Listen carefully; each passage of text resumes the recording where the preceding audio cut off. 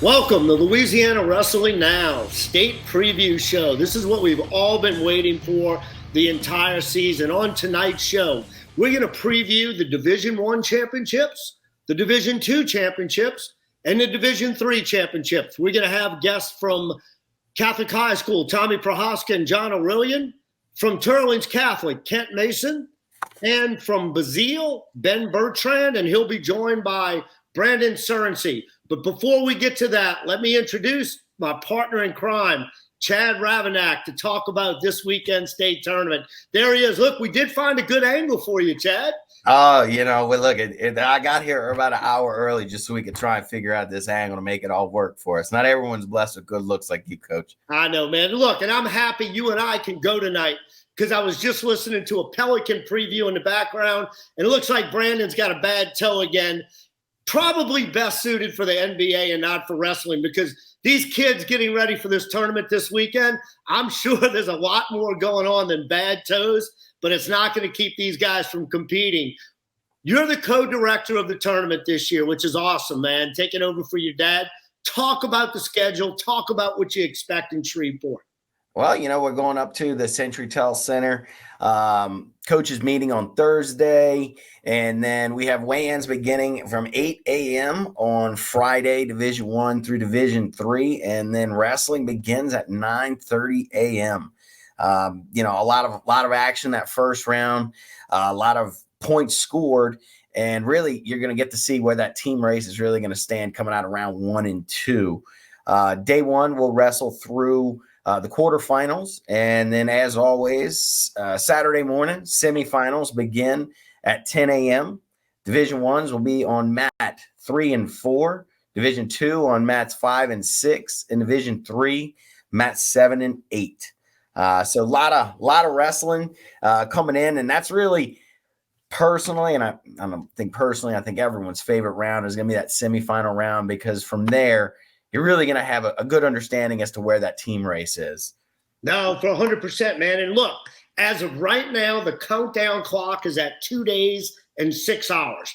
When this show airs tomorrow, we're going to be less than 2 days away. Man, my message to wrestlers out there is this. When you're out wrestling, you can never get those points back.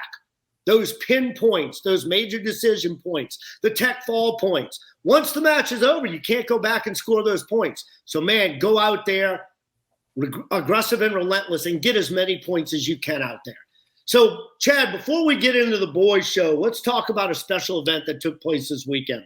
We had the JV Select Tournament, which was kind of the code word for the unofficial Girls State Championship. It was held at Baton Rouge High in Baton Rouge. You went up there on Saturday. Let's run a little bit of film and let's talk about the tournament. All right, Chad. So here's what we got, man. Looks like a young lady from Rain. So we have a Chevy Coleman here, undefeated on the season, 106, really tough wrestler, getting it done versus a really stout wrestler Young from Rain. She eventually ends up going and catching the fall. But one interesting fact about this young lady is she's actually the number 6 seed in a Division II boys tournament. Very nice. And look, that was some good technique there. I like the fact that she came around. She locked up that Anderson. She went straight to the mat. She got her pin. So what did you see that most impressed you in the girls' tournament this weekend? Well, what I really liked is the chain wrestling, moving from side to side. Women's wrestling is vastly different than men's just because of the body type. And, just for them, their movement, chain wrestling, creating angles, it was, really, really impressive to see where these young girls have come to at such a quick rate. I really enjoyed it. Yeah, look, congratulations to Brewery High School. Looked like they finished atop the team standings. What were some other young ladies that wrestled this weekend that impressed you? Another girl that really stood out to me was Leah LaDuff from Baton Rouge High. 170 state champ, 170-pound state champ, 16-0 on the season. Baton Rouge High had a great showing. She was an outstanding wrestler for the upper weights. And then a critical point to the cause, Natalie Davis went down 5-0 early in the first round and eventually came back for a fall. She she's just an outstanding wrestler. And I'm not sure where she's seated in the boys, but I'm willing to bet she's probably seated because she's a tough wrestler.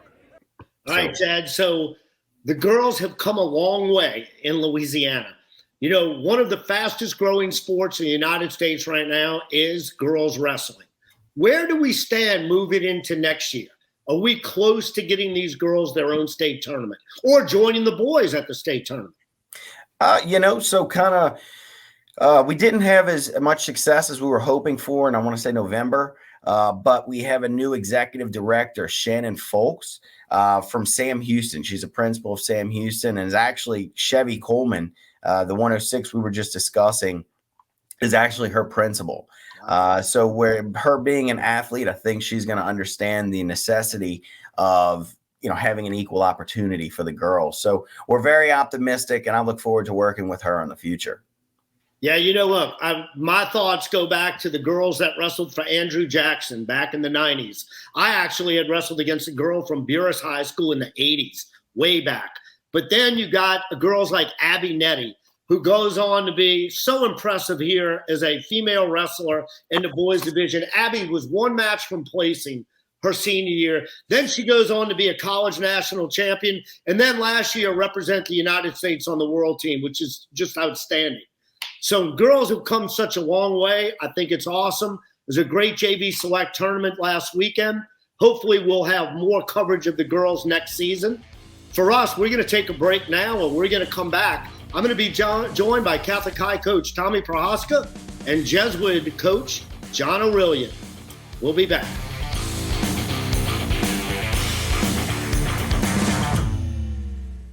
When you have suffered a personal injury or endured the wrongful death of a loved one, your focus should be on healing. But with medical bills piling up and insurance companies offering less than you expected, you're bound to feel overwhelmed. Since 1994, the law office of Stephen J. Rando, LLC has used experience to work towards helping his clients obtain the full and fair compensation they deserve so that they can move forward. Contact him for a free consultation. Located at 3530 Canal Street in New Orleans on the historic streetcar line. Call 504-486-7122 to schedule an appointment.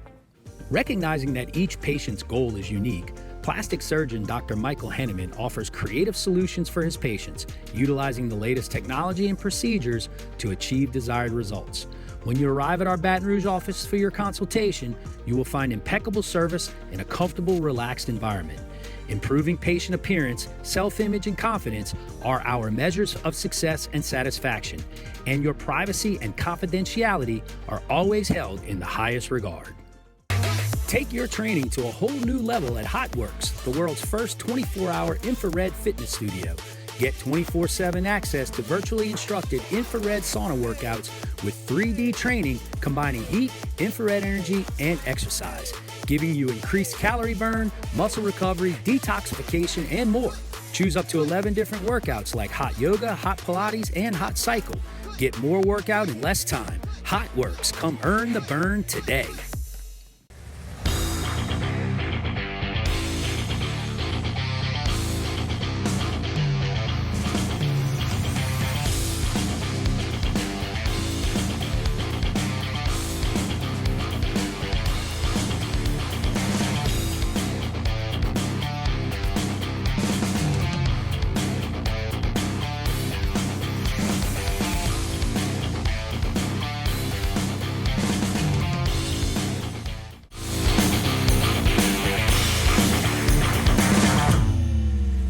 Welcome back to Louisiana Wrestling Now, and man, absolutely thrilled to have with me Coach Tommy Prochaska of Catholic High and Coach John Orillion of Jesuit.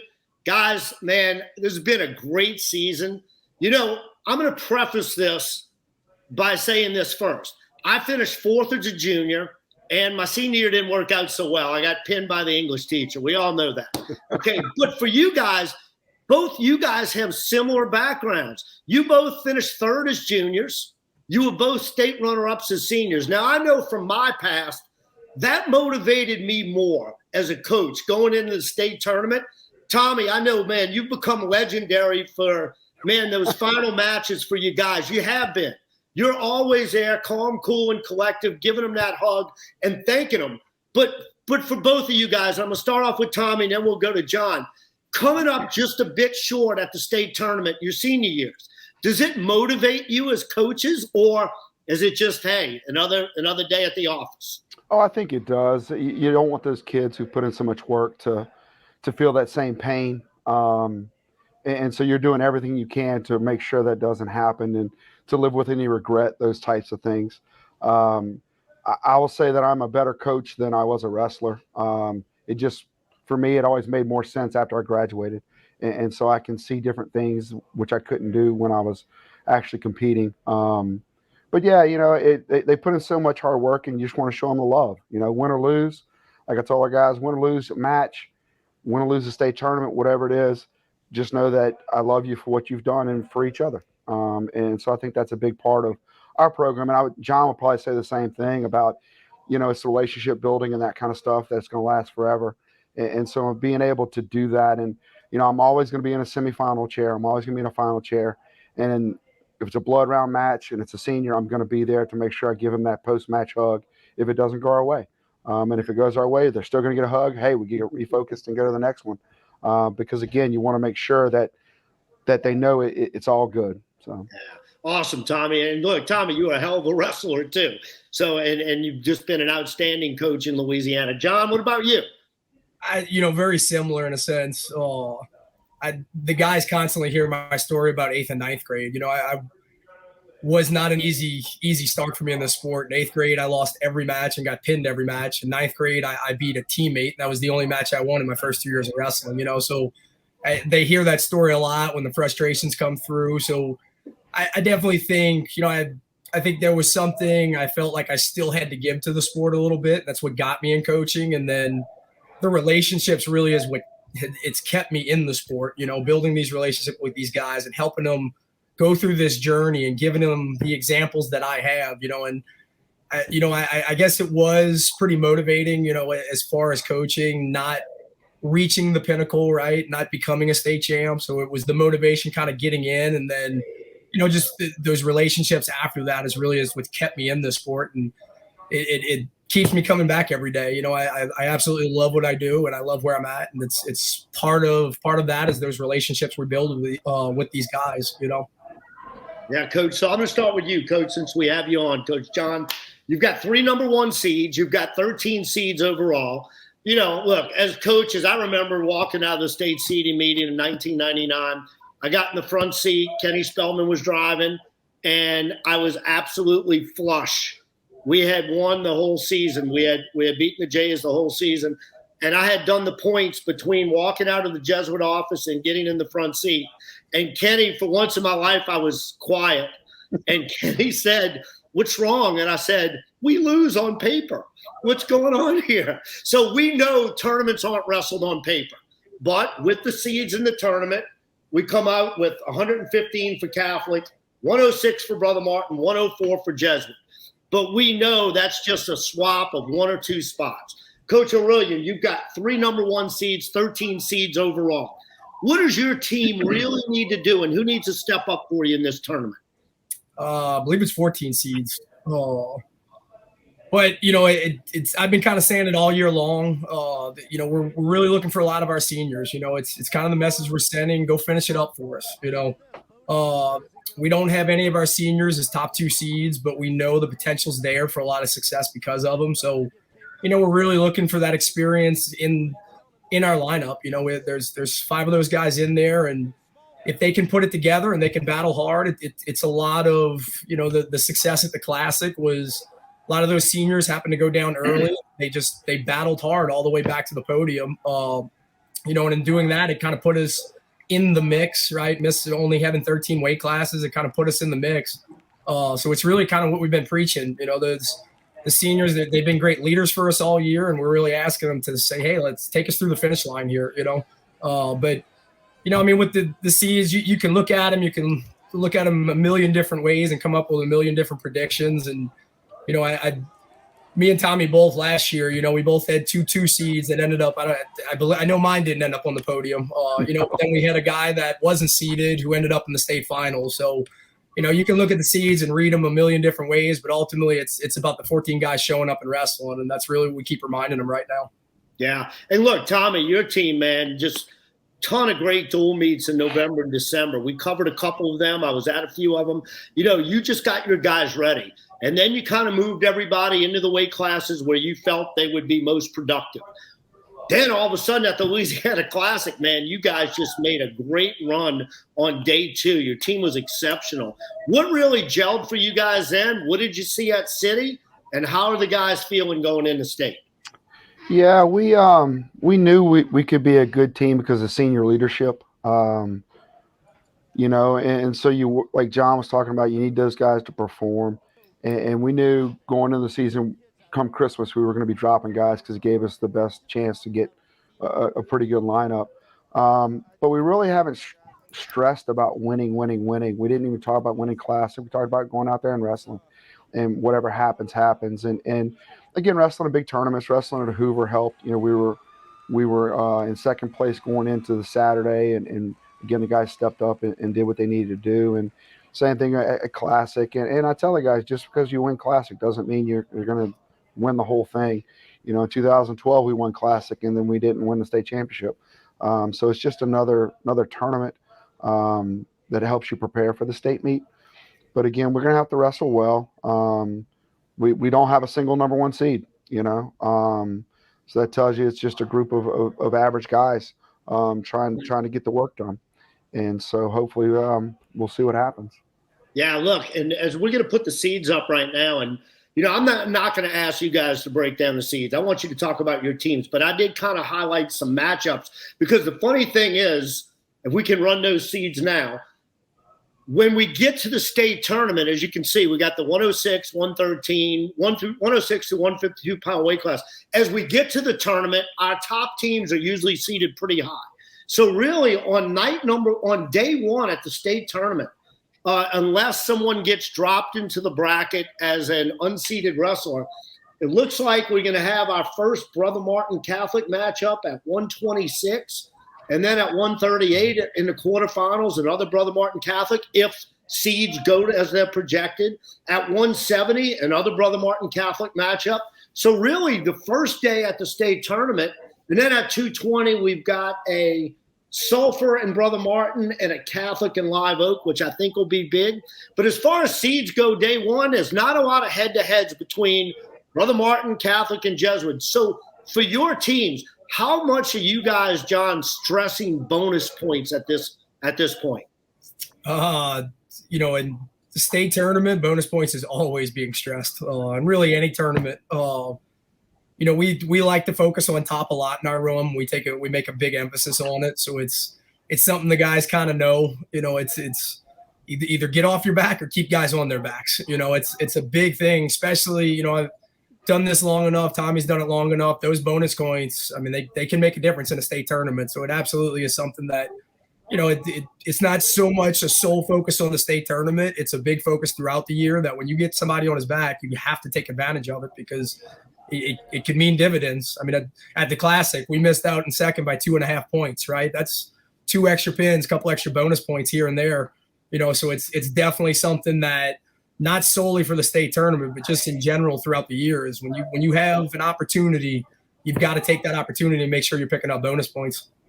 Yeah, potentially you guys could have 3 finals matchups. I see right off the bat where, John, you're seeded first and Catholic seeded second in all 3 matches. So this is a tournament that could come down to the end. So Tommy, man, what do you do this week to prepare? Because you're about to go 2 days, both of you, 2 days with very little sleep. How do you treat this week in the state tournament? What's your routine like? For the guys, we try to make it as normal as possible. Practice times are the same, warm-ups the same, drills the same. But again, just talking to them, hey, you can't wrestle your matches now. If you do, you're going to have nothing left to come Friday to be able to actually wrestle the matches. And again, it's that 6 minutes. We can't look ahead. If we look ahead, we're going to be in trouble. And so we have to make sure that we focus on the 6. And as John said, getting bonus points. Because again, several weight classes are going to have a lot of buys. So we got to be able to make up for those points. 113, there's going to think 11 or 12 buys in the weight class. So again, bonus points become even bigger because you don't have a chance to pick up additional points. But as John said, any good program, that's all you're talking about. I know when you were coaching, Robbie, your deal was to make sure that you went perfect, all pins in the first round of the tournament to set the tone, and that kind of stuff. And again, we stress that as well. Hopefully we'll be able to pull it off, with going perfect. Because again, then it adds pressure to other people. But at the same time, I've told our guys, we can't worry about what anybody else is doing. If we're not in that match, it doesn't affect us at the moment. And so we have to make sure that we stay in that mindset of 6 minutes, then we're done, then we focus on the next one, and go from there. Yeah, and Tommy, look, you brought it up, man. First of all, that 56 is that magic number. We got to get those 56 points. I think the best I ever walked out with 54 and a half out of the 56. But, you say it too, and this was always a stickler with me, and I wasn't going to bring it up, but I'm going to bring it up now. I hate the fact that we've got these bye points. I do. It should be 2+2 because my example's always been, you don't walk out for the state championship football game and they look at one team and say, you can score 42 points today, but you can score 38. For me, I want every opportunity to get my points. And that's why I'd like to see us, eventually get back and rectify that where everybody's either got a first round match or everybody has the opportunity to score the same amount of points as the kid who did get a match. Yeah. Any thoughts on that, or would you rather not comment? The easiest way would be a regional tournament. And so that way it's going to be 16 or 8 or whatever it is, unless something, happens before weigh-in or whatever. That's the easiest way. But again, it's kind of out of our control. Yeah. John, anything? Are you good? I feel the same way. I want my matches. I want to pin someone, right? Let me pin someone. You solve the problem. It's the regionals, so you know exactly when you're going in. No, I get it. Well, look, you guys have been awesome with our coverage this year. From the time I contacted both of you, you have been willing to have us come to cover dual meets, do interviews with you guys. It's been a fantastic season. I can't wait to watch you guys coach this weekend. Thank you for joining us. We're going to head to a commercial now, and we're going to come back with 10-time state championship coach Kent Masson.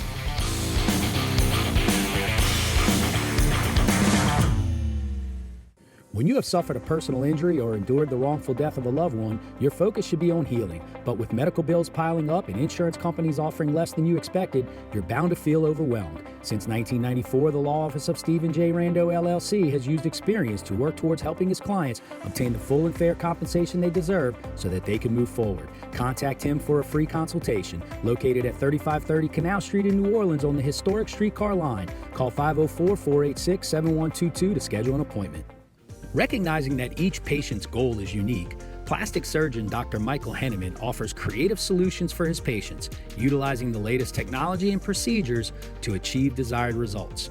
When you arrive at our Baton Rouge office for your consultation, you will find impeccable service in a comfortable, relaxed environment.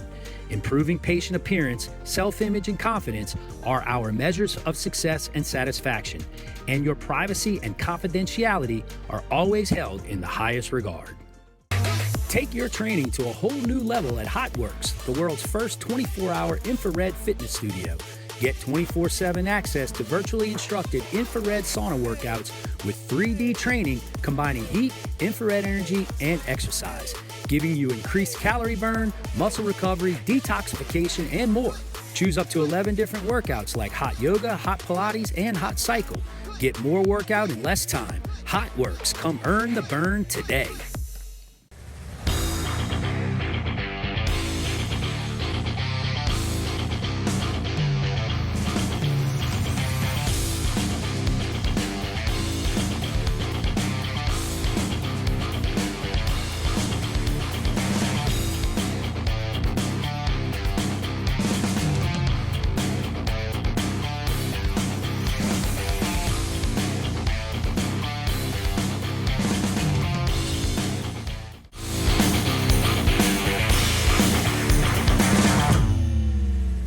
Welcome back to Louisiana Wrestling Now. This is Robbie Dauterive.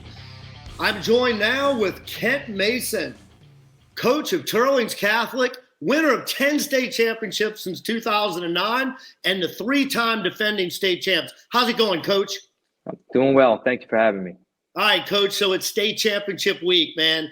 I know the Teurlings Catholic crowd is primed and ready to go to take over Shreveport and annoy the coaches in the other divisions for sure, and the coaches in their division. But talk about your fans and man, the support that you get. Well, it's an amazing thing. I just got finished with a parent meeting just 5 minutes ago, and we talked about the things we're going to do with the state tournament. Now, the parents do all this. I don't have anything to do with it. They make all these plans, and I just say it's fine. Just let me wrestle and let me look at the kids in the mat and when they're wrestling. So they take care of all that. And the things they do just surprise me each and every year.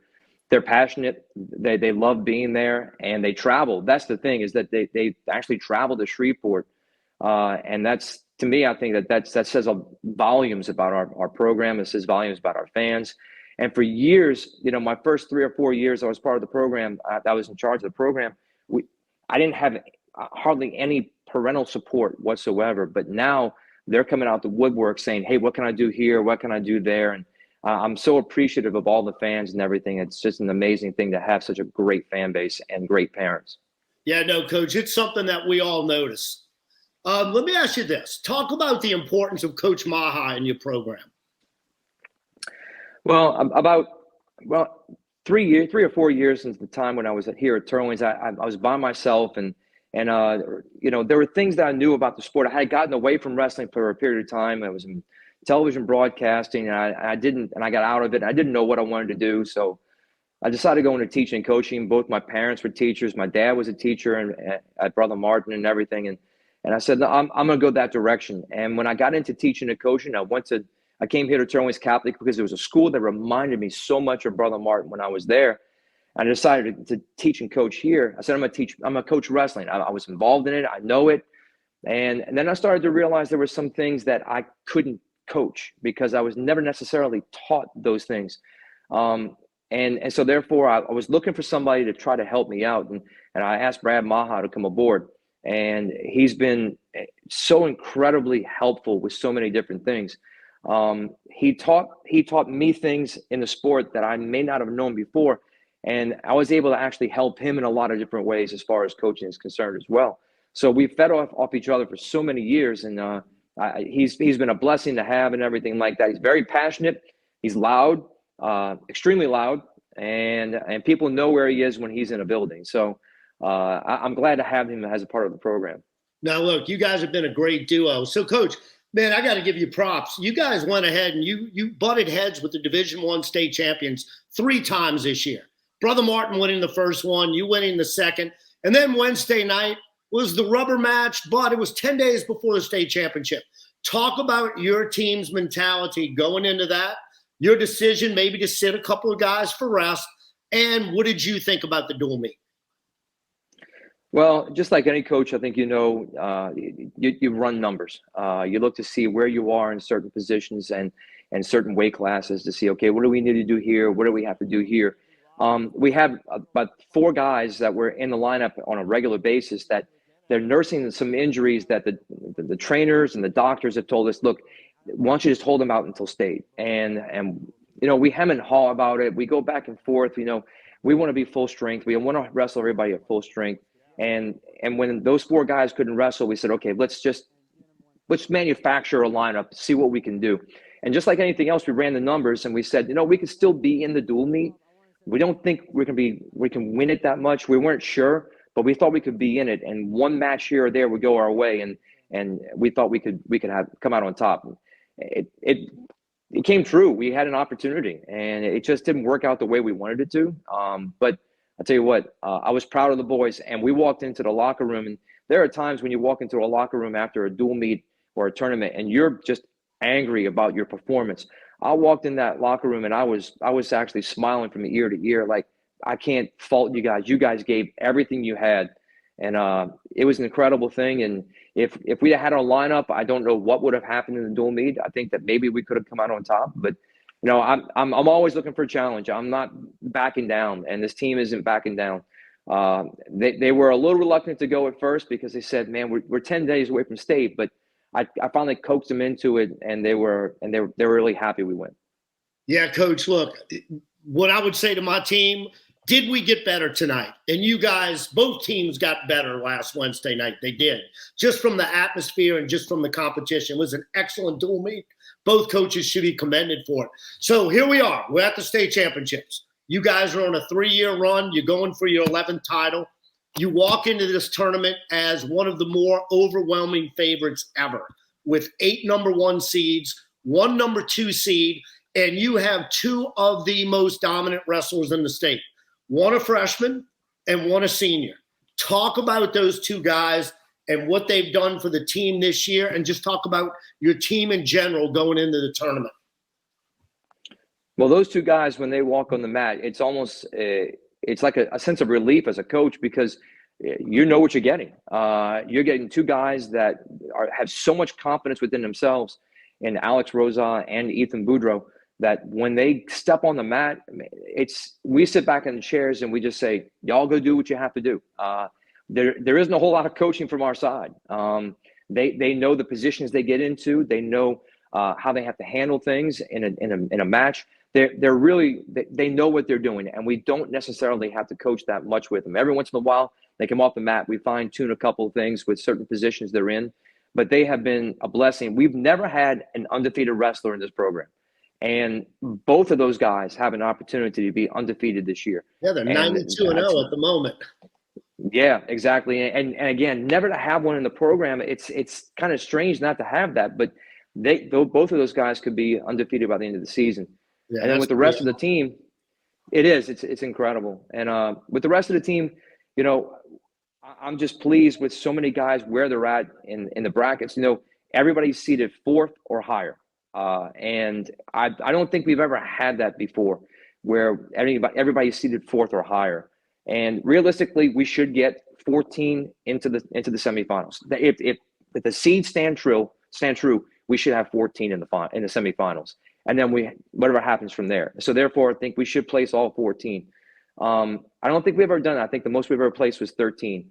Last year we had 11 in the finals, and it's a great thing to look at when you have 11 guys on one side of the mat during the introductions of the finals. And it sure is. It sure is. It's pretty incredible. I'm going to bring in Catholic High Athletic Director Ben DiPalma right now, and we're going to pull up the Division II seeds. And I'm going to let Coach DiPalma and you talk for a bit. First, we'll talk about 106 through 152. Ben, man, what do you see in these seeds? What do you think of some possible great matches? Talk to Coach about it. Yeah, I mean, Ken, obviously I could sit here and talk about the Teurlings kids all day. Y'all done an unbelievable job this year, and I mean, your seeds show it.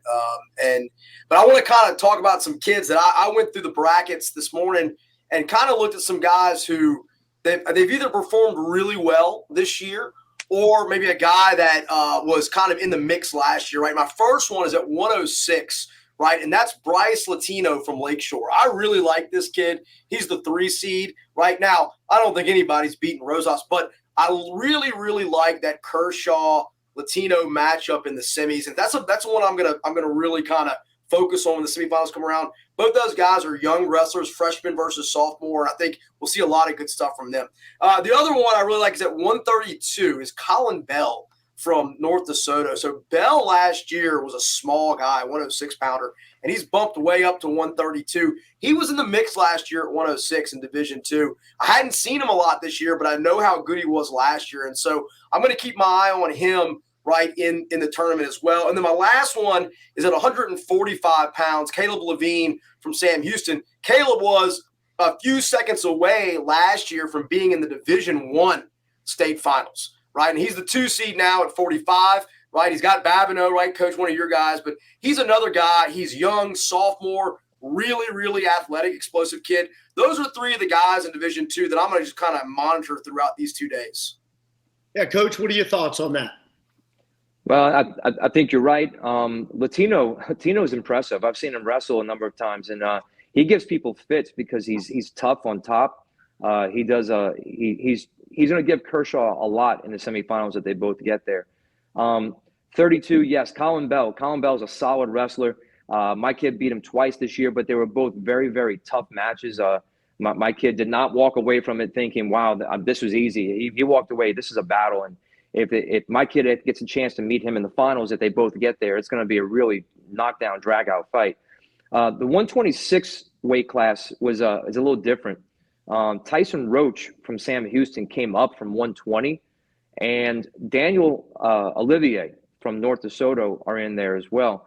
And my kid's been at 126 the whole year, and now some of these guys come in, and my kid moves to the 3. It's going to be a battle for my kid to try to get into the finals through Daniel Olivier, who was, if I'm not mistaken, was a state placer last year, if not a state champion. And then, of course, Tyson Roach is an incredible wrestler. So 126 is really, really tough. But you're right also at 45. Caleb Levine hasn't wrestled practically the entire year. He's been injured, but he's solid, and it's going to be a battle for him, for whoever goes up against him. Yeah, let's take a look at 160 through heavyweight.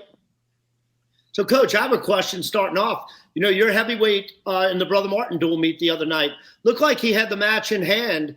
He gets caught at the end. How does that affect a kid like that going to the state tournament? Well, that was actually our starting 220, and we bumped him up to heavyweight. Okay.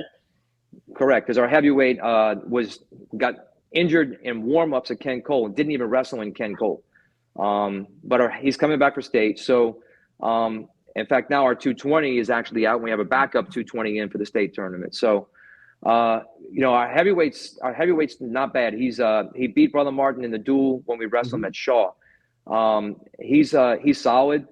He moves around like a lightweight. He doesn't. Now, granted, he does wrestle sometimes like a big weight, you know, where he's leaning up against other people.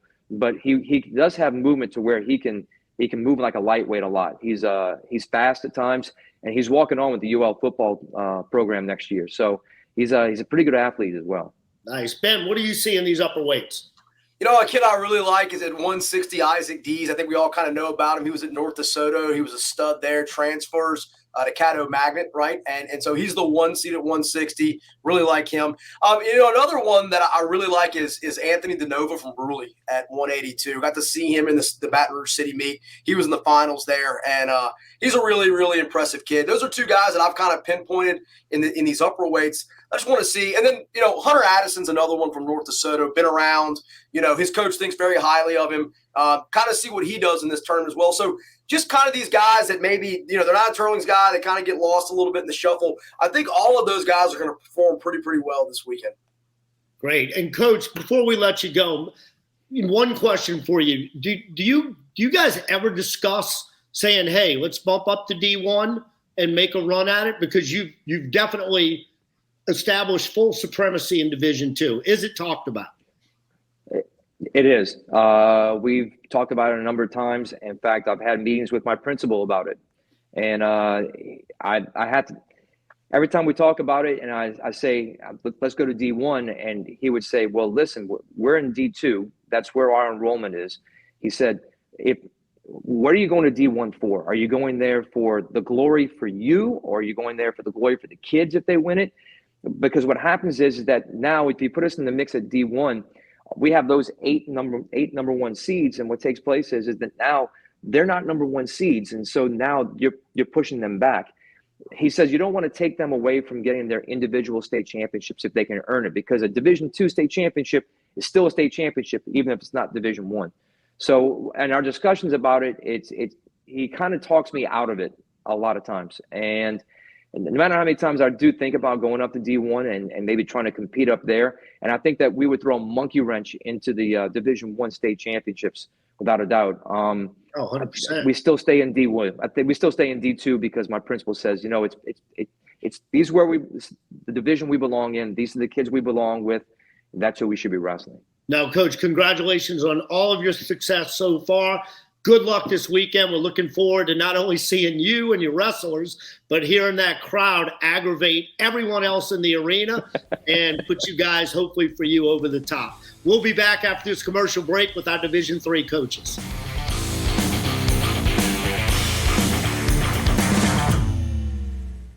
When you have suffered a personal injury or endured the wrongful death of a loved one, your focus should be on healing. But with medical bills piling up and insurance companies offering less than you expected, you're bound to feel overwhelmed. Since 1994, the law office of Stephen J. Rando LLC has used experience to work towards helping his clients obtain the full and fair compensation they deserve so that they can move forward. Contact him for a free consultation. Located at 3530 Canal Street in New Orleans on the historic streetcar line. Call 504-486-7122 to schedule an appointment.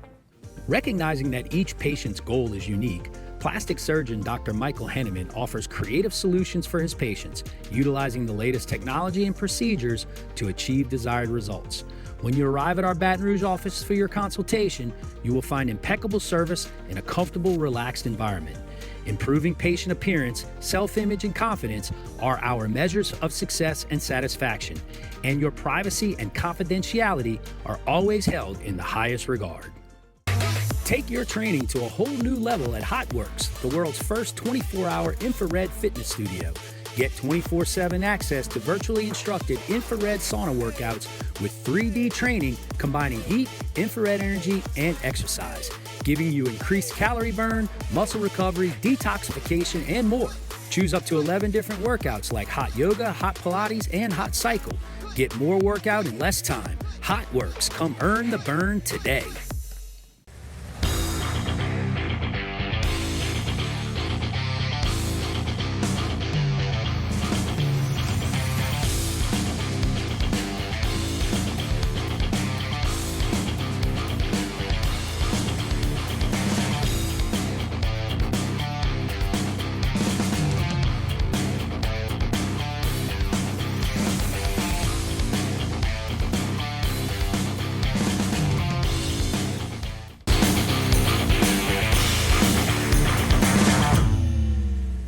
Welcome back to Louisiana Wrestling Now. We're here live with our Division III coaches.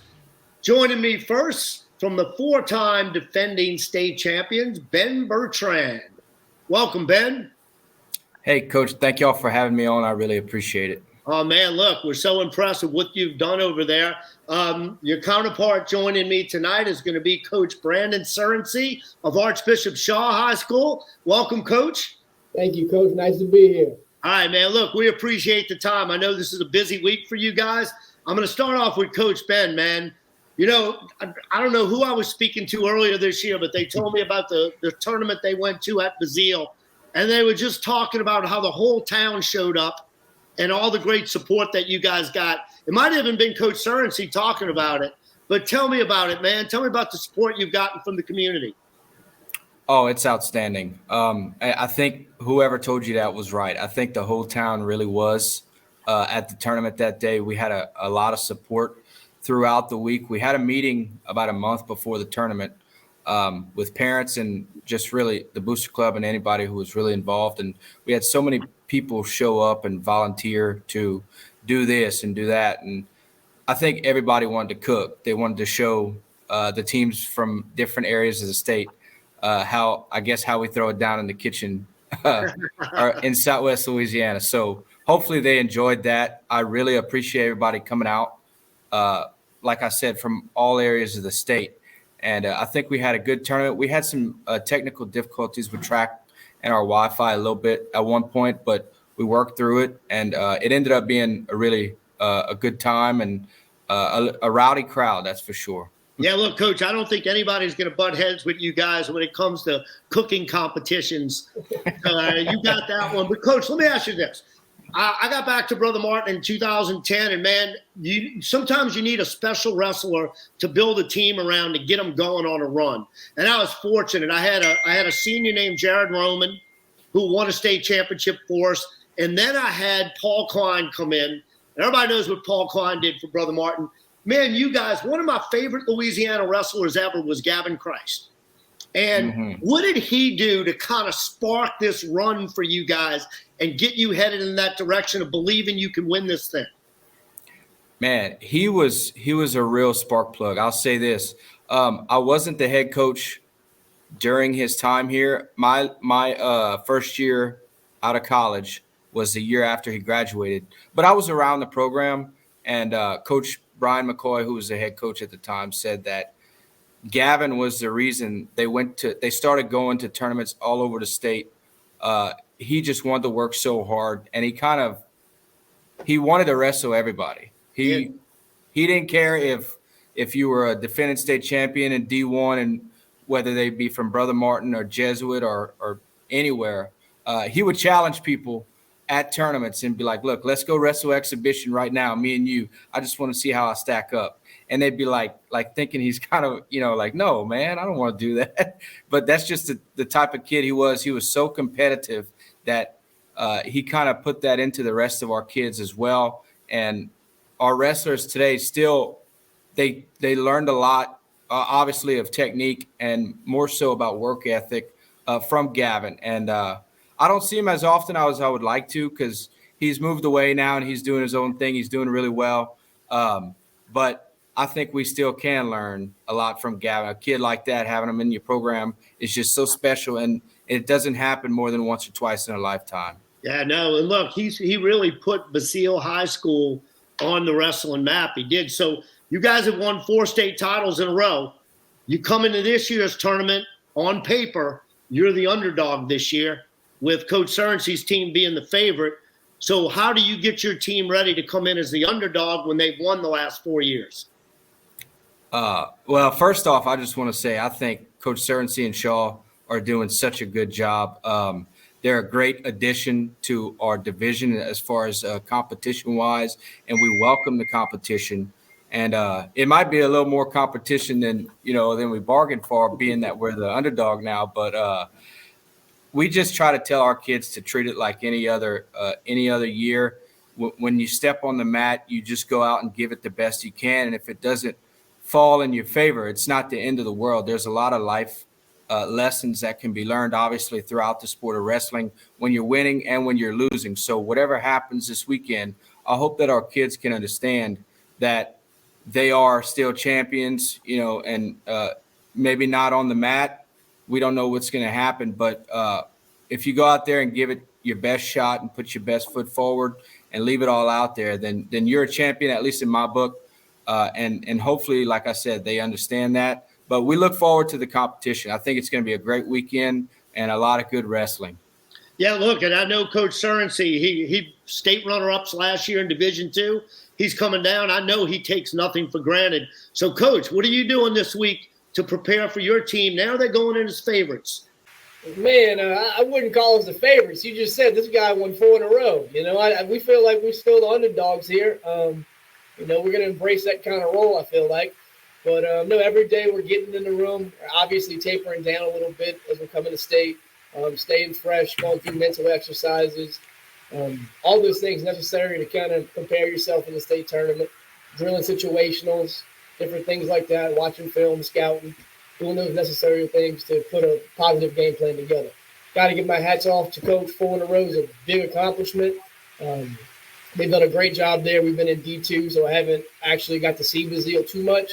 So I've always heard the crowd cheering every time they win one. So that's for sure. So, Coach, I've been super impressed with your 106-pounder this year. He kind of sets the table for you guys. I remember talking to him before he wrestled Rosas in the Louisiana Classic semifinals, and he was real matter of fact. He goes, yeah, this guy pinned me real quick the other night. He goes, but I'm not afraid. I'm going to go out there and wrestle. What has he done coming into your program, kind of sparking your team this year? Tough kid, Caden Judice, wrestled as a kids club guy, travels around the nation in the offseason, always looking to be competitive and push himself to be the best wrestler he can be. So in the room, he's a go-hard guy every single day. I got to slow him down a little bit sometimes, especially coming up with state. But a great kid. He's definitely going to be a solid foundation part as we continue to build this program over the next few years. All right, so we're going to pull up the seeds, the Division III seeds. So this is 106 through 152. Coaches, any surprises, anything jump out, any matchups you can point out for me that we need to really keep a close eye on? Coach Ben, I'll let you go first. Anything you see? First thing I see is a lot of parity. There's a lot of 1 seeds from different schools. I know when we get to those quarterfinal, semifinal matchups, there's going to be some tough wrestling. I know in the 120-pound weight class, Yearby from Evangel and Caballero from St. Louis. They had a great match in the finals at our tournament, and it was really exciting. So I'm looking forward to potentially seeing that. I don't know if we will. Other than that, let's see. And look, I'm going to interrupt you, Coach, or stop you there. You know, I'd be remiss if I didn't talk about De La Salle. Okay, they have a legitimate shot, probably coming here as a co-favorite with Shaw. And Coach has done a great job over there. Coach Surrency, talk about the De La Salle kids you see as #1 seeds here at 13, 20, and 26. Great wrestling team over there. Coach Hillman's done a phenomenal job. Dylan Duvernay, he's beat us a couple times this year at 113. So great wrestler. Their 120-pound wrestler, Shane Barbarian, he cut all the way down from 138. So you know he's a big kid. So no, their 70 is really good too. He's been out a little bit with an injury, but definitely a quality wrestler. The 82 Crail, also really good. And I have to say the 220-pound bracket, I know we're not looking at that yet, but the 220-pound bracket's another one where they have that kid, Austin Young, who's a 5 seed, but he is really, really good. So I think they definitely have some guys who can slip into the finals. Yeah, look, it looks like it's going to be a really exciting tournament. Both of you guys have done a great job getting your kids positioned this year to make a run at their respective championships. One other kid, though, I have to talk about is 152-pounder, Louisiana Classic champion Luke Johnson. He's been super impressive this year. Talk about him, Coach. Oh, man, he's just a great kid. He's a 4.0 student. He's the hardest worker we have. And I think that's saying something when the guy who's had the most success on your team, kind of like Gavin Chris a few years ago, is the guy who really pushes everybody else in the room to be better. He's not the most vocal kid, but he's got a quiet confidence about him that kind of inspires the people around him, and he just cares so much. And we ask a lot of him. You know, he dropped to 145 for state because we thought that we could put a better lineup out there if he was able to do that. And of course, when I talked to him, the first thing he said was, "Coach, I'll do whatever the team needs me to do." Like, that's the type of kid he is. And that's how all of our kids are. They really are team players. They don't really treat it as an individual sport. It's what can I do to help the team succeed? And that's why I love it over here. Yeah, look, you guys are both a credit to your programs. Enjoy this week. Enjoy the tournament. You know, every year is a once-in-a-lifetime experience for you and your team. You guys are young coaches who are going to be around forever. Surrency, I'm not so sure about the hair, man. You might want to lay it down a little bit for this weekend. But, look, best of luck to both of y'all. Look forward to not only interviewing you guys, but talking to your kids after your tournament. We'll see you guys soon. All right. Thank you, Coach. Thank y'all again for having me.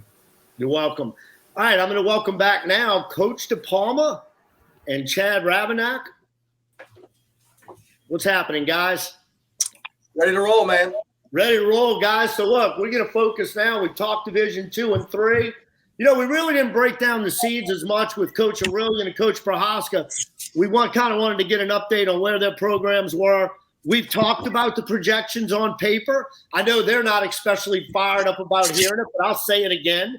You know, what I do for my projections, I give 16 points, which is the amount given to the first place wrestler, 12 for second, 9 for third, 7 for fourth, 5 for fifth, and 3 for sixth. And even when I was a coach, I did this. And then you come in and you pencil in your points, but then you've got to factor in the bonus points. Got to factor in the upsets. You got to factor in the kids that gets dropped in. So, man, from this respect right now, it looks like it's going to be a 3-team battle, but I'm sure Holy Cross, St. Paul's, East Ascension are going to have a lot to say about that. Airline with a couple of good kids. Then, but the top 3 look like Brother Martin, Catholic, and Jesuit. We'll start off with Chad. Chad, how do you see this tournament going, and what are you looking forward to the most? I'm excited just to see this high level of competition. You know, they have a lot of guys that are battling in every position, and really, if I had to pick one, you'd have to lean on Catholic. Coach DiPalma and Coach Tommy Prochaska winning the Classic, but nothing's taken for granted when it comes to this state tournament. and what we alluded to earlier was it's about scoring bonus points. It's also about not giving up those bonus points. So I'm interested to see where the teams shake out. Yeah, that's big time. And look, we've had, Ben and I, we've talked a lot about this state tournament. We know we take nothing for granted. You've got the easy job this year. You just get to sit back now as the AD, and you get to watch those guys coach. How nerve-wracking is it for you still, though, to go to a state tournament? I'm gonna be a wreck, especially when it gets tight down at the end. Look, last year I helped coach the wrestling team, and we ended up losing the state runner-up title on the last match of the night when Big Spencer from Jesuit got the stick, and I didn't get a whole lot of sleep that next week. And so, look, it's the competitor in me. I get fired up about all of our sports over here, but wrestling's personal. You investing so much into that program, and so it'll be a fun weekend. Like, I'm looking forward to it. I love competing, and especially with Brother Martin and Jesuit because and St. Paul's and EA and Holy Cross. I mean, we have such respect for those guys, so it's fun. But I would be lying to you if I told you I'm going to sleep well this weekend. Yeah, no, I totally get it, Coach. And look, let's talk about this because Coach Prochaska brought it up. And you guys know me. I'm never one to keep my opinions to myself. I want to score as many points as possible, okay? I should have a match. If you get a match in the round of 32, I should have a match, right? Come on, you got to agree with me. Ravannack, agree with me first. I agree. Thank you. Ben, agree with me next. Yeah, we're a different state, and we just got to get creative in how we do the state tournament. I don't think it's that complicated. Either go to 16-man. I can tell you right now, that was a rule that I had put in place. You got double bonus points, and as soon as I stepped down, that was taken away. And I just don't agree. I really don't. And, man, you need to give everyone the opportunity to score the same amount of points. So with that said, as a coach, how nervous are you when that draw comes out and you see those brackets? I mean, it makes a difference. If you're getting buys in the first round with your 1 and 2 seeds, you're losing points. You're at a disadvantage. I think it was 2 years ago, Tommy and I were looking at the brackets, and I think we had something like 6 buys in the first round. And you just look at it and go, man, we're going to start in the hole 10 to 12 points. Yeah. All right. So that's done. There's nothing we can do about it. So let's look at the seeds now. We're going to start off with 106. Looks like 106 to 152. So for our fans out there who are watching, they're showing 9 seeds, but that's in case a seeded wrestler does not make weight or doesn't show or something comes up. That 9th seed will be dropped in. Okay, so that's not a guaranteed spot. That 9th seed could wind up against number 1. I know a lot of coaches want that 9th seed to kind of maybe wind up against 5, 6, 7, but not any higher than that. At 106, looks like we've got Anthony Oubre from Brother Martin, who's done a great job this year as a freshman, the number 1 seed. Man, and I think the bottom of the bracket's wide open. What do you guys see? Chad, you can take it first. I think Oubre has really shown that he's a head and shoulders. Well, I wouldn't say a head and shoulders, but he's definitely the number 1 seed. I think he's established that. You got Barnett, really tough, Michael Finders, and Favata from Fontainebleau. Really like to see what he's been able to do. I remember watching him at the public school championship, and really excited to see. I think 106 is pretty open, but I'd give Oubre the nod. Yeah, I think there's a pretty big line in 106 between number 2 and number 3. I think Oubre is the best, at least he's shown so far in the weight class. I really like Finders from Airline, and I see a pretty big gap between Finders and Barnett from Jesuit. And so, what I think is what you're looking for if you're one of the coaches of the guys that are 3 through 9, you're telling your guy, look, you got to go get 3rd. If you don't make it to the finals, you got to go pick up points and go get 3rd. And honestly, 3 through 9, I think any of those guys could wind up in that 3rd, 4th place match. And like Chad was saying, Favaz is coming down from 113, and he's an impressive guy. That's going to mix things up. They really, Fontainebleau really held those 2 guys to the very end and dropped them at the very end, and they're going to be wild cards in both the weight classes. Yeah, no, definitely. And look, I'm gonna point out Michael Barnett is improving quickly. He really is. He's the son of a state champ from Jesuit, Richard Barnett. We interviewed him earlier in the year. The kid's focused, one of those highly intelligent kids. He's moving up fast, so I really think it's going to be a dogfight at 106 to get to that finals.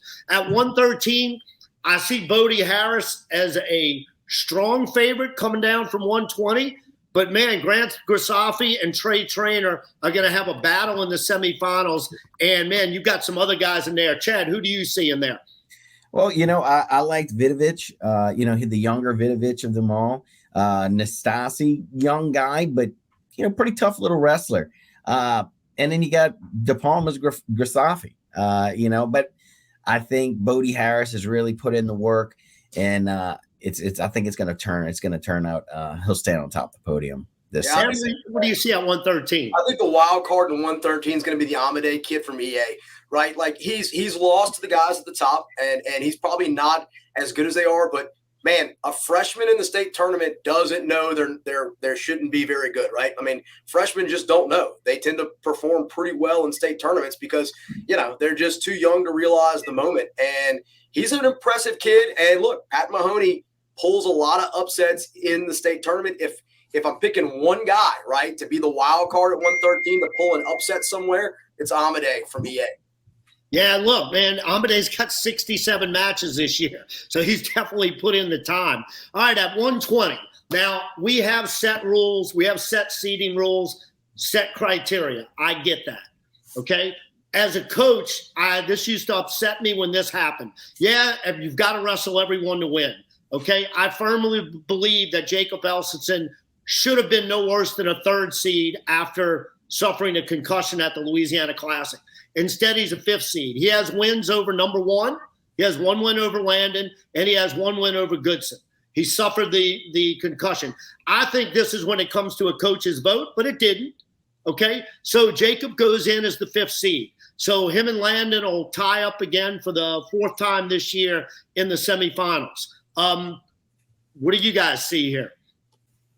Chad, go. What you got? No, you got it, Coach.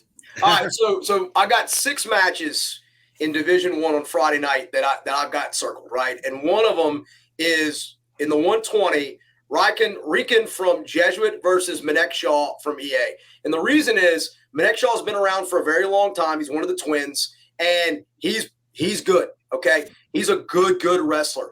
All right, and then Jesuit has kind of fooled with their lineup a little bit, and Ricon's kind of been inserted as the starter late in the season. I don't know who's going to win that match, but I'm telling you, that is a battle quarterfinal that could have ramifications for the state title.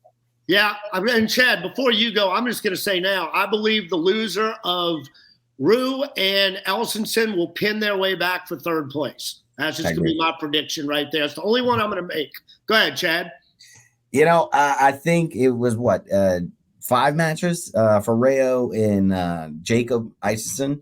And, wrestling an individual that much, it's hard. It's hard. And I know Rayo has bested him the majority of the times. I would definitely give Rayo the nod there.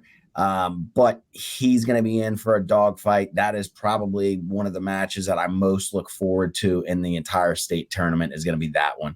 And the gentleman that makes its way out of that tournament, I don't foresee them having any issues after that. Yeah, and then let's go to 126, and let's just point out again that Ernie Perry is undefeated in his career in the state of Louisiana.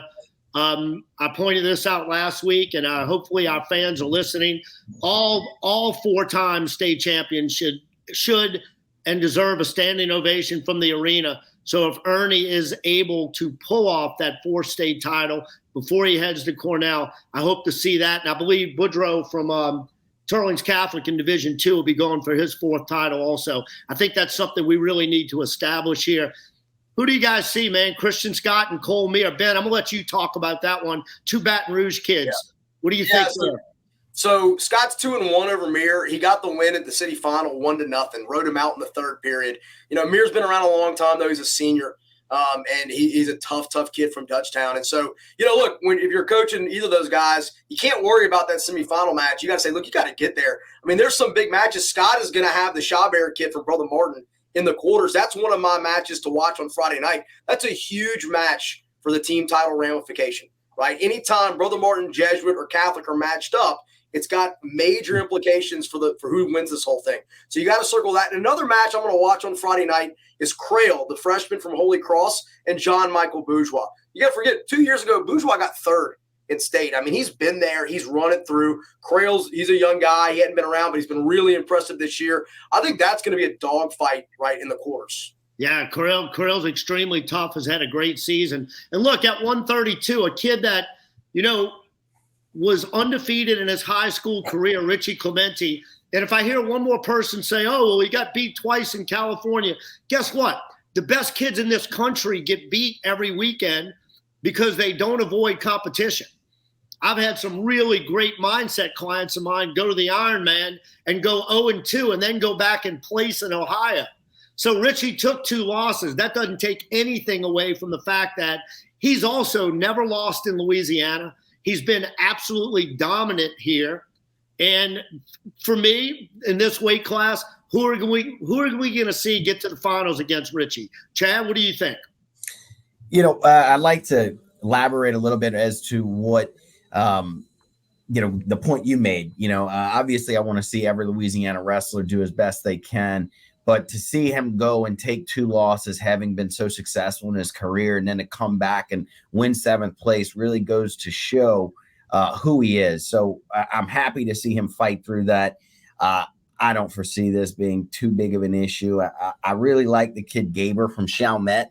I don't think that'll be an upset, but and you got Chase Haydell from Jesuit. I think you could put your eggs in that basket that he's going to be wrestling through the the wrestlebacks, and he'll be wrestling for the 3rd if I had to bet. Yeah, and Richie actually took 5th at that tournament, I believe. Oh, sorry. Yeah, he took 5th. I don't want to cheat him out of 5th. My apologies. At 138, we got another guy who's really a big-time number 1 seed, Wally Boudreaux, just a great wrestler to watch. I mean, he never gets cheated out there. The kid gives you the money's worth every time he steps out there. But, I mean, they've got 4 guys all the way, I'd say, to the 5th or 6th seed who are capable of breaking through. What do you think, Ben? Yeah, I mean, look, again, one of my big Friday night matches is going to be number 3, Duncan versus Knight from Catholic at number 6. Huge match, huge ramifications. Duncan was in the state finals last year. He's been there. Knight's a first-year starter for Catholic. There's a lot on the line there, and so both coaches are going to be kind of in their guys' ear saying, this is one you got to have on Friday night. Yeah, look, at 145, you got a kid who's been there 3 times. Kent Barrett has had an exceptional season, 46-4. He's been pretty dominant in Louisiana this year. A kid like that, man, I just see he's on a mission to get that title, but, the guys in the bottom of the bracket are going to be fighting it out. Who do you guys see coming out of that bottom? Yeah, at 45, I think it's a lot like 106. I think there's a hard line between number 1 and then numbers 2 through 9. Kent's been great, and I don't think anybody's going to touch him in this tournament. What the big question is who makes it to the finals on the backside, right? Because you got Catholic and Jesuit both down in there, 2 seed, 8 seed, right? Can those guys either make it to the finals or get 3rd and pick up those points for their team? All right, 152. You got Jensen Bergeron. To me, this weight class is wide open. Jensen of Lafayette comes in at 30-3. He was a state finalist last year. And, man, I know, Ben, you talked about Foster Shank earlier. I kind of like that pick as an upset. What do you guys think? Chad, you can go. Who I really like in this one? He's kind of had, I think he had tweaked, maybe it was an ankle. I like Gunnar Guidry, young guy coming in strong. And I know, the Holy Cross team is really relying on him. Foster Shank, obviously, just stud athlete, 5 losses, 31-5. Really, it wouldn't, anyone could be at the top of the podium at 152. Yeah, look, Chad, that's a good point. Gunnar Guidry lost to Jensen Bergeron in sudden victory in the Louisiana Classic Wrestlebacks. So that could be a possible upset there. Let's go to our next sheet, pick up at 160. All right, so at 160, we have another overwhelming favorite. He's beaten everyone else in the weight class pretty handily this year. Nicholas DiGirolamo, he's 24-2. I spoke to Nicholas just a couple of nights ago, and we talked about his match last year where, hey, it could have gone either way, his semifinal match. It went against him. He did a great job of coming back to get 3rd, and I really think he's been exceptional this season on the mat. Who are you guys looking for to come out or maybe challenge him? I love DiGirolamo. I think he's amazing. I think he's the guy here. Again, I think there's a big separation between number 1 and then number 2 through 9. I think the one of the matches to look for is the 4-5 match. Houston from Zachary versus Pellerin from Catholic on Friday night. That was the city finals here 2 weeks ago. Match that kind of went back and forth throughout, and then Houston ended up pulling up the win in the third period. But like, it's a big points match, right? I mean, you make it to the semis, right? For people that don't follow wrestling, you make it to the semis, you automatically place in the state tournament, right? So that's a huge match on Friday night. The two that I like is Rory Horvath, really stout wrestler. And then I like Jacoby Clement from East Ascension. Really impressed with those two gentlemen, and definitely going to see them wrestling on late Saturday. Awesome. And at 170, let's face it, Landry Barker is a monster. 36-0. You know, he fits right into that St. Paul's form of those kids that are just they're athletic, they're physically fit. He looks like a man against boys out there so far this season. 36-0. I don't expect him to be beaten, but these guys are not going there to get second. Who do you guys see fighting Landry Barker for the title? I'm penciling Friday night 3 Boulay versus 6 Riles. That was a 1-point match at Classic, and that's got huge title implications. And look, Bonin from EA, he's a hammer. I really like Gabriel Bonin. I think if it's Boulay or Riles, whoever that is that makes it to the semis versus Bonin's going to have the advantage in that match. And I guess as we see what happens.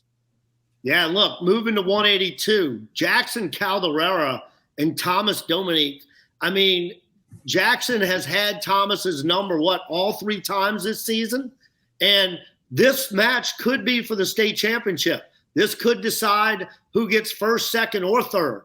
It's going to be a big match with just a few remaining. You know, if you're Jackson, how many times can I catch him and come back and get him at the end? And if you're Thomas, man, do I finally break the streak? What do you guys think? You know, I think Calderera's had a very impressive year. It's really just going to be hanging on. You know, he's been in some close matches, but he always finds a way to win. And, that says a lot about who he is as a wrestler and an athlete. And, it wouldn't surprise me if he stands on top of the podium, but it's certainly going to be a dogfight to get there. Yeah. Yeah. I mean, I agree that Colorado's had a great year. I think, the only thing I'll point out is that Domain was 0-2 against the Jesuit starter last year going into the state finals and won it. Look, with a team title on the line, man, hey, that might be the little extra that he needs. At 195, we got a kid that came out of nowhere from Airline, 24-9 record. He comes up and he wins the Louisiana Classic. And, he's the number 1 seed at the state tournament. Looks like this one could be one of those that are wide open, though. Who do you guys see? I really like the Shake Snyder Landry matchup in the semifinals on the 2-3 side. That was a city finals match last weekend, and it was a tight match at the very end. Adam Landry from Baton Rouge High is one of the best athletes in the field. Okay, so he's always got that edge, and so I think I agree with Robbie. 195 to me is wide open. I can see 1 through 5 winning this. Yeah, and look, Gabe Brewer is one of those kids. He might have believed he was out for the year, and he came back and he had a good match in the Jesuit, the second duel against Jesuit. It's one of those kids that, hey, he had everything taken away from him. He gets a second chance, and he probably needs to step up and get his team valuable points. I'd look out for him also. At 220, we've got the Baton Rouge High wrestler who was not available at the Classic. Griffin Ellis was able to win the Classic. Great match over Laidlaw of Sulphur in overtime. But then in the dual meet a couple of weeks ago, Evan Hurling in the rematch comes and knocks off Griffin. I think I think 220 is wide open. Chad, what do you think? I really like Griffin. I think we've seen some issues with his stamina through the year. So I'm sure they've been cognizant of that and working on that. I think if he's able to really get that under control and come in and peak performance, they're able to peak him right. I think he's going to be at the top of the podium, Coach. Yeah, look, same narrative on Ladley. Like, he's been a stud this year, but he's been hurt for a long time. And we saw it in City. Like, he just wasn't the same because he was coming back in City, and he dropped his first loss of the year in the City finals, and he looked gassed. And so, look, he's had 2 weeks to kind of get back in shape, but we know that 2 weeks is not a long time in wrestling to gain your wind. And so I think this weight class is interesting, right? I think, a month ago, Ladley is my winner. Now, coming off the injury, I think it's a little more open. Yeah, I think the winner of 3 and 6 is going to set up a great semifinal match with Ellis. And I think that match could go either way. And look, heavyweight, we've got an overwhelming favorite. It seems like we have a lot of overwhelming favorites in this tournament, but Spencer's about as overwhelming as it gets. 2 and 3 is setting up. Once again, we talk about big matches. You know, Ethan Simmons was a kid, sophomore at Brother Martin, who really came out of nowhere at the beginning of the year. And I remember Coach Nicola telling me after the Catholic dual meet, he said, we're gonna beat him in the end. And man, this is gonna be a huge match. I look to see which kid handles the pressure of that match the best. How do you guys see that weight class shaping out? Nobody's beaten Big Spencer. I mean, in my opinion, Spencer is the best college product that we have, or the best college recruit that we have in Louisiana right now. I think there's some guys in here, right, that make noise on the wrestlebacks. I think the Milburn kid from Walker, really good, right? I think that these kid from St. Paul can make some noise in the wrestlebacks. And so when we're talking about a team title, it's going to be, you know, the biggest thing I think we need to watch on Saturday is after the semis, these seniors that drop their semifinals matches, do they have the heart to come back and get third? Because we've seen it. I mean, Robbie, you and I can talk about it for 20 years. How many times a dominant senior drops the semifinal and then goes on and gets 6th and drops 2 straight matches because they just lose their motivation. So I think, you know, if you're Catholic, you're Jesuit, you're Brother Martin, those coaching staffs has got to say, look, we can't live and die on making the state finals. We have to continue to work and get team points. I think the two, you know, with Ethan Simmons and David Russell, Coach, I really like David Russell. You know, I've watched him constantly improve, and he's been in a lot of really tough matches and shown a lot of heart. You know, he's been by far one of the most impressive guys to me, just constantly improving every time I see him. He's improving. Don't think it's going to be enough to beat Big Spence, but I think he's going to do well this year. All right, guys. So look, let's talk about our coverage this weekend at the tournament. So, all right, Ben and Chad, great job breaking down the tournament. I know we're all looking forward to a great weekend in Shreveport. Chad, you're going to be busy helping run this thing. Ben, you're going to be busy as your job as athletic director and former very nervous coach. And I'm going to be having a great time relaxed because I just want to see some great wrestling. Thank you, Coach. Looking forward to it. Catch you guys this weekend. And thank you, VSN. I hope you enjoyed our state preview show. Joining me in Shreveport this week will be Eric Ritchie, Chad Ravannack, and Ben DiPalma. We're going to give you the best coverage ever of the state championships. We'll have Instagram posts, Facebook posts. If you join on Track Wrestling during the D1 finals, we're going to be there announcing those finals, but we're going to be sprinting away after each match to get you interviews with the Division 1, 2, and 3 champions. Look forward to seeing everyone next week on Louisiana Wrestling Now.